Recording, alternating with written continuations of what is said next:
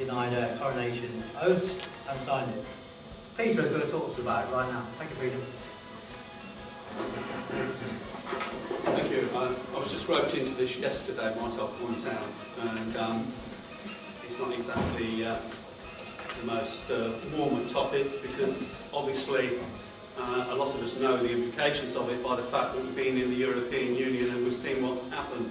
But what I would like to say before I proceed is, isn't it wonderful now that the BNP as a name, as a party, as a people, is very marketable, and we're getting in Leicestershire regularly now 20% of the vote, 1 in 5.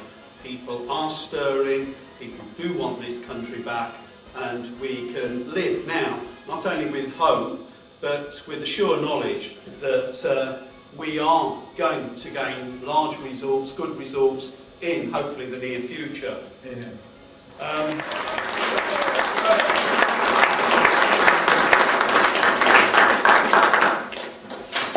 It's been 4 years. Just 4 years since Kenneth Bigley was seized in Iraq while working there on a project to rebuild some infrastructure. Seized by radical Muslims, held hostage, portrayed on television, on the internet, begging for his life,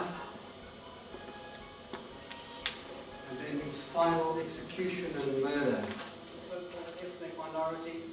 You know that there are more than 1,300 mosques and Islamic propagation centres throughout Britain. You know that Leicester is set to become one of the first non-white ethnic minority cities in Britain. You know this very well. That is why you are here, and that is why you are involved. But I want to give you an insight into the depths of the treason which is being committed against you.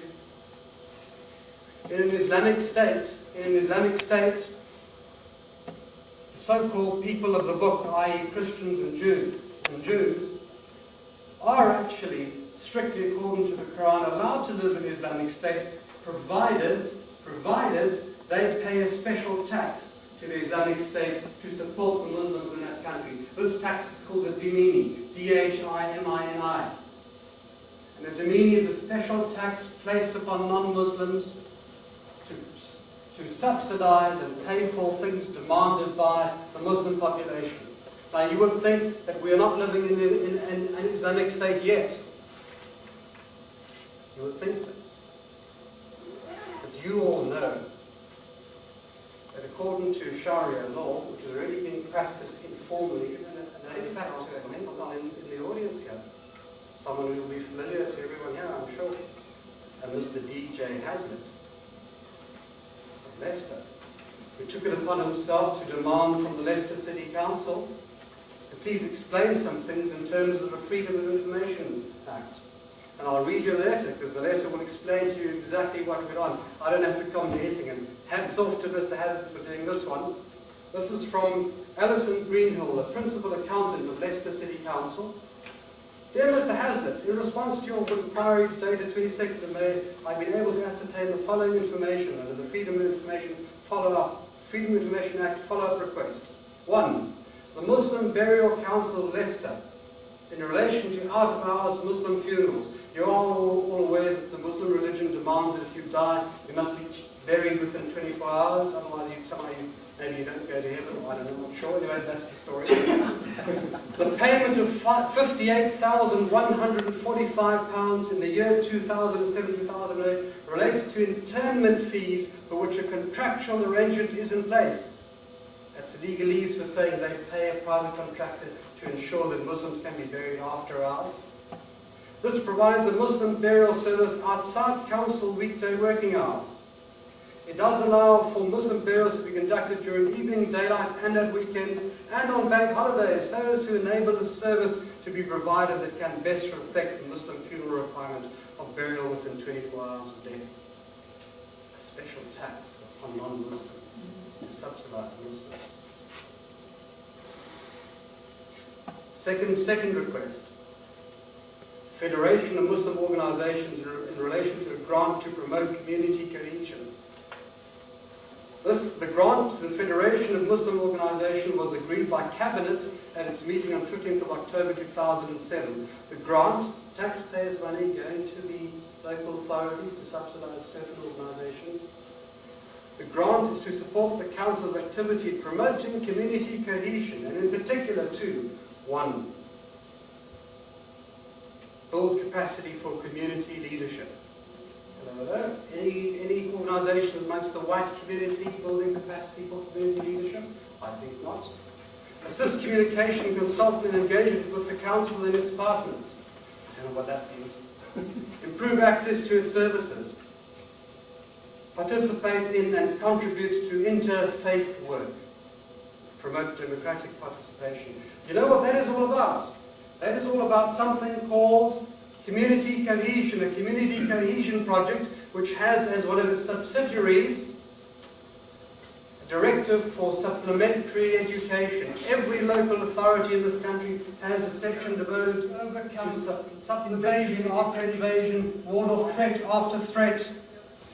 Enough blood has flown from British people on this island, on the beaches of this island, in Europe and all over the world.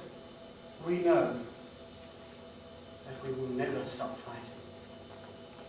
And we know that our history teaches us that we will win. And when that great day comes, when we have won, the pledge that we will make, amongst ourselves at first, but then later on to the broader public, is that we will put the criminals on trial for the treason that we did.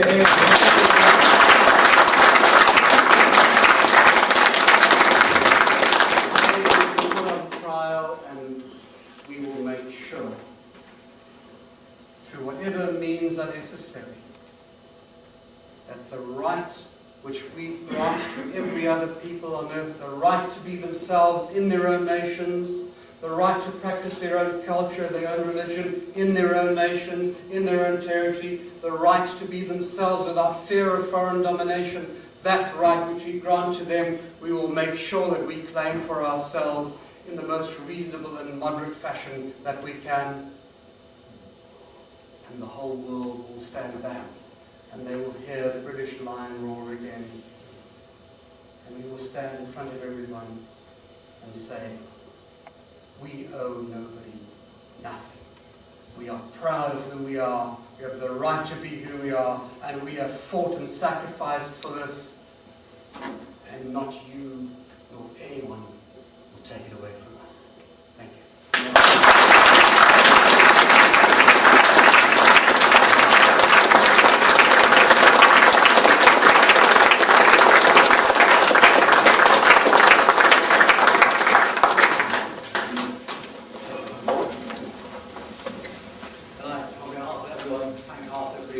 Very moving, very informative speech. Now we've got to move along. Thank you, Arthur. Time to go raffle.